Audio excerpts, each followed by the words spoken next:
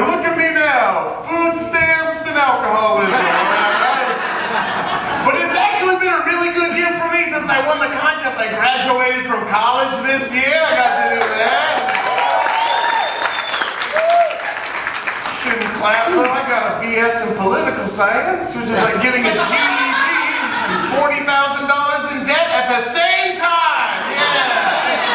Yeah, got that out of the way. I went to school, they said you should pick a major based on what you enjoy. That's bullshit, it turns out, because all I enjoyed were like microwave quesadillas and John Madden football on the Xbox.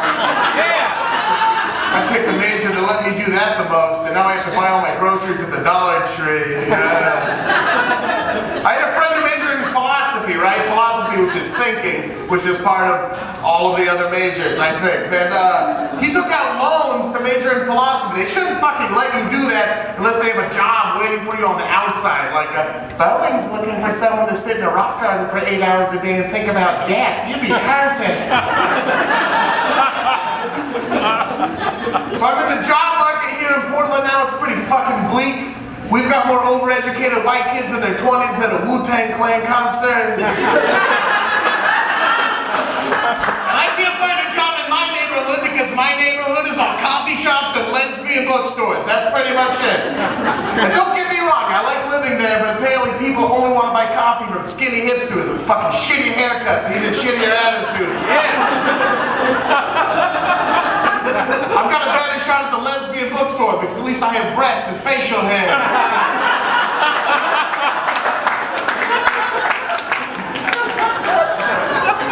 I went and applied at Target, right? I figured I was a shoo-in because as far as I know, all you need to work at Target is a red t-shirt.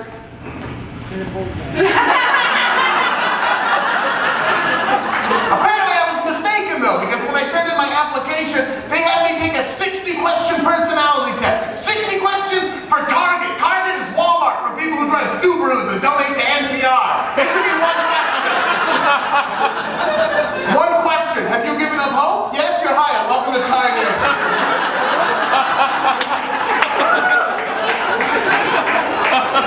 But no, they give you a 60-question personality test. 60, and they start you off so easy, right? Like, what are these questions doing here? Like, they'll ask you a question like, you consider yourself a hard worker. Agree or disagree?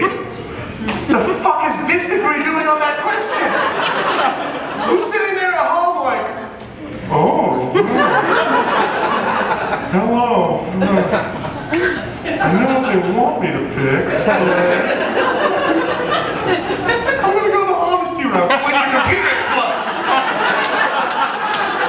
But that's nothing. As you move on, the questions they ask you get diabolical and devious, right? Like they're trying to fool you. Like they'll ask you a question like, do you consider yourself more of a rapist or a liar?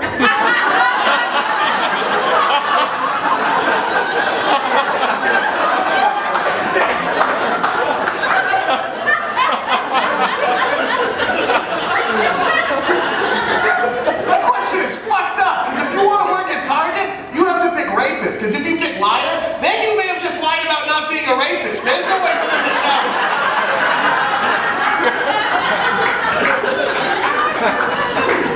I had a job, and when I had it, they told me I wasn't allowed to mention the name of the company on stage, but they fired me, so fuck them, it was Netflix. I worked at Netflix. Yeah. That's where I worked. I worked at the call center, right, where people call in with problems, and if you need to talk to someone to help to understand how Netflix works, you have a longer list of problems that I can help you with.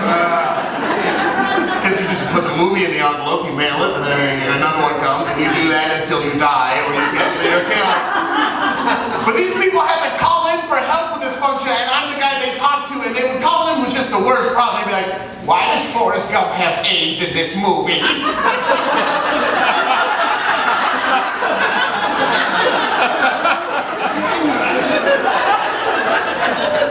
Because you're watching Philadelphia.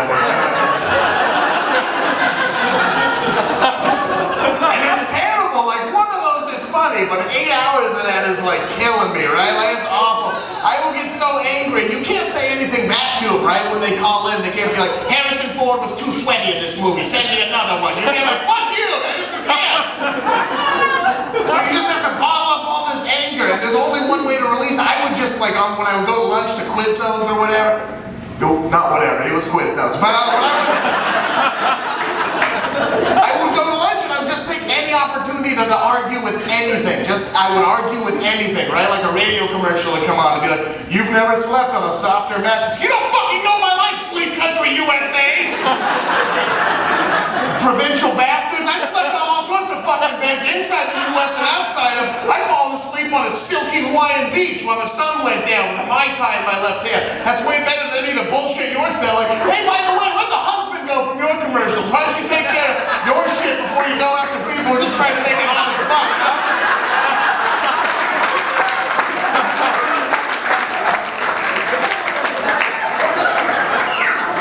I will take a foot-long chicken carbonara.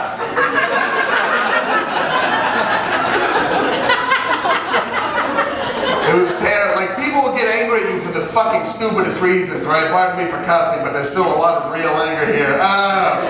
They would get like this. We raised our prices $1 when I was working there, like $1, right? $1 American dollar, like 2 gumballs. You keep score of gumballs. And this guy called in, and he was like, "You guys are Nazis!" And I was shocked, and not just as a Jew, but as a human as well, right? Like both ways. And not because that's one of the worst things you can call a person, but because he was on to our plan. Because as all the history buffs in this room know, the very first thing the Nazis did when they took power in Germany, raise prices $1, right? So they would scare us Jews out, right? Like we'd be at the store. "How much are those pickles?" "Get your shit, we're moving to Poland."